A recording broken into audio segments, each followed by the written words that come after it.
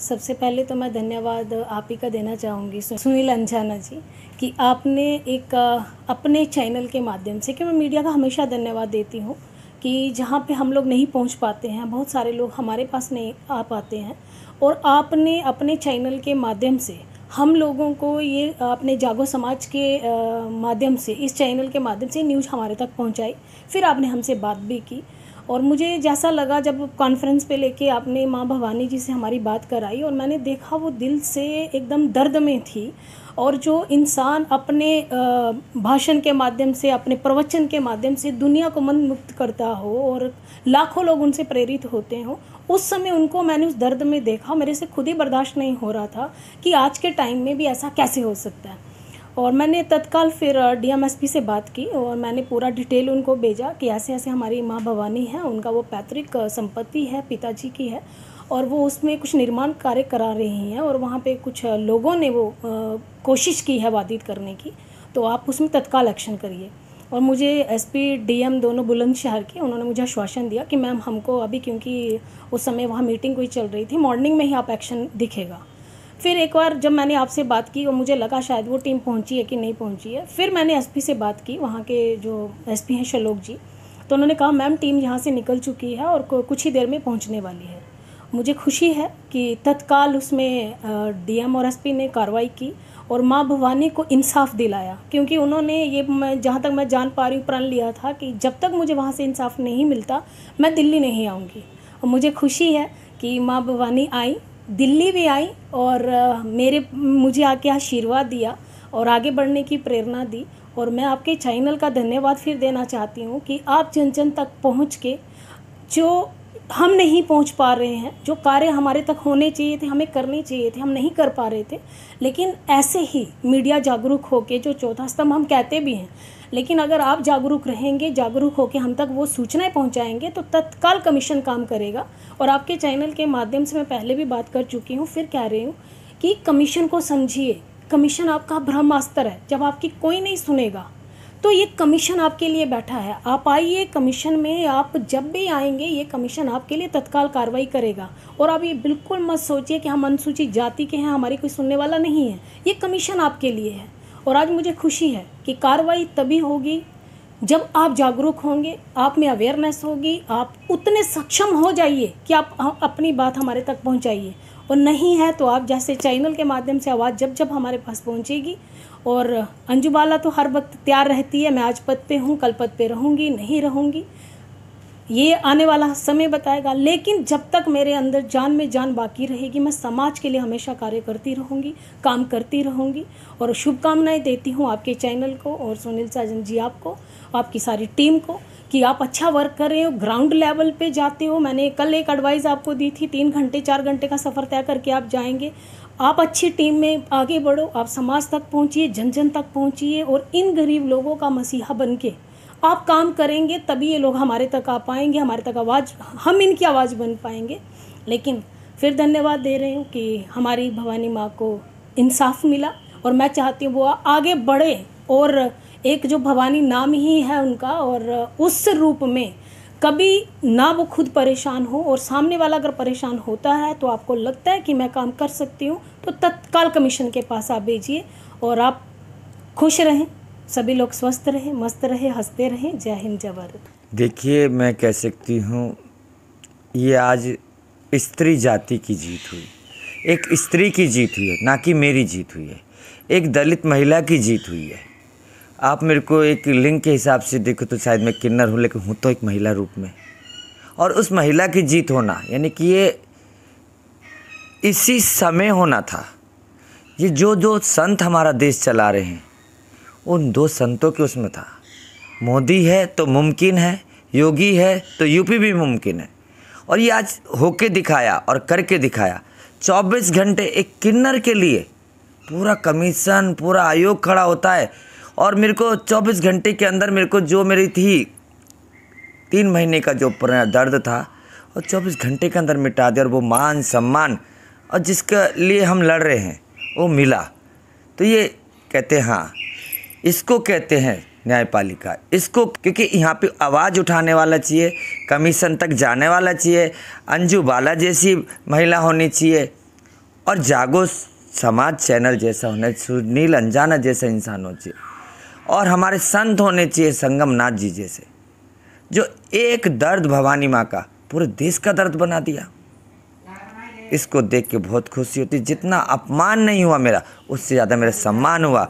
खुद मुझे दिल्ली बुला के मेरा मान सम्मान मुझे करा जाता है। तो मुझे लगता है कि हाँ, संविधान है। कोई भी आपकी परेशानी है उसको उठाइए, उस पर राजनीति मत बनाइए, क्योंकि देश हमारा, हम जितनी इन चीज़ों पर राजनीति बनाएंगे हमारा देश बटेगा। हमें एक होना है और एक होकर चलना है। जब तक हम एक, और ये नौजवानों के लिए बहुत ज़रूरी है, इन छोटी मोटी बातों में किसी चीज़ में अपने देश को मत बांटिए। इंसाफ के लिए लड़िए, इंसाफ मिलता है। मैं 52 साल की उम्र में खड़ी हुई तो मुझे मिला ना, आप तो यंगस्टर हो, संविधान को पहचानो, इंसाफ मिलेगा। जय श्री महाकाल जी। तो देखा आपने, माँ भवानी नाथ जो है आप खुश हैं, और माँ भवानी नाथ ने 3 महीने से सही मायने में पेट में दाना भी सही से नहीं डाला था, क्योंकि वो संघर्ष कर रही थी। उनके ऊपर वो विपदा बीत रही थी। रोज़ जो है लोग खड़े हो जाते थे कि इस दरवाजे को बंद करो, ये तुम्हें 6 दिन का टाइम देते हैं और तुम्हें ये नहीं करने देंगे, वो नहीं करने देंगे। इनकी पाइपलाइन, यानी जो पानी भरने की जो पाइपलाइन थी वो तक डलने नहीं दी, और इनका चबूतरा था वो भी तोड़ दिया। देखिए, ये महाकाल के जो है वो भक्त हैं, काली के भक्त हैं, भोले शंकर के भक्त हैं। ये बचपन से जो है इस चीज़ में रमे हुए हैं। तो अब इन्होंने अपने घर में एक छोटा सा मंदिर, अपने पिताजी की जो उनकी इच्छा थी उसको पूर्ण किया कि अपने घर में शिव मंदिर का जो है एक परिवार रख दिया। लेकिन उसके ऊपर भी जो है वो लेंटर नहीं डलने दे रहे थे।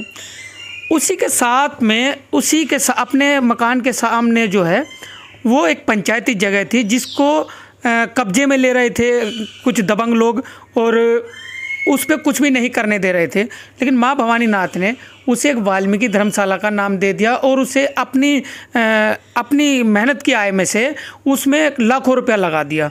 तो वो समाज के काम आएगा, समाज के लोगों के काम आएगा। वहाँ पर बैठक कीजिए, मीटिंग कीजिए, या अपनी बच्चों की शादी कीजिए, जन्मदिन कीजिए, कुछ भी कीजिए। वो आप, क्योंकि भरी बरसात में अगर आप टेंट में करोगे तो काम खराब होता है। लेकिन माँ भवानी ने सोचा कि एक धर्मशाला होनी चाहिए जो गांव के काम आए। इन्होंने किसी अपने परिवार के लिए नहीं बनाया, इसने पूरे गांव के लिए बनाया इन्होंने, कि पूरे गांव के लोग इसे बेशक यूज करें। तो इसमें कोई जाति धर्म भेद नहीं है। वहाँ पे बैठक नहीं, जिस समाज की बैठक नहीं होगी उसको सुनेगा कौन? पहले बैठने के लिए बैठक तो बनाओ। तो वो मैंने सोचा कि बनाते हैं, तो बनाया मैंने। और अच्छे काम के लिए परेशानी होती, कोई बात नहीं, संविधान से जीत हुई है, बस इतना ही बहुत है। ऐसे काम के लिए भवानी माँ को कोई वो नहीं है। मेरे समाज के लिए कुछ करा, कोई बात नहीं, अच्छा है। मेरे समाज के लिए करा, अपने देश के लिए करा, और वो बात वहीं हुई और वहीं ख़त्म हो गई। योगी जी ने उसको एक मुद्दा नहीं बनने दिया, ये सबसे बड़ी बात है। नहीं तो कोई दलित की बात सुनते से मुद्दा बना देते हैं। 24 घंटे के अंदर फटाफट वो सब चीज़ ख़त्म कर दिया गया। जिनके दिमाग में था कि जी ये चीज़ हमारी चलती रहेगी, वो नहीं चली। और खाली भवानी माँ का ही नहीं, मेरे जितने परिवार थे सबका एक दरवाज़ा खुल गया। तो कोई बात नहीं, एक भवानी माँ के वो कहते हैं कि परेशान होने से, प्रेरित करने से पूरे समाज का घर खुल जाते। तो कोई बात नहीं, वही है ना, उन्होंने अम्बेडकर जी ने क्या था, एक व्यक्ति चाहे तो समाज को बदल सकता है। तो एक व्यक्ति 100 के 10 के घर खुलवा सकता है ना संविधान में। मांग के देखिए, होता है। बाबा साहब का देश है।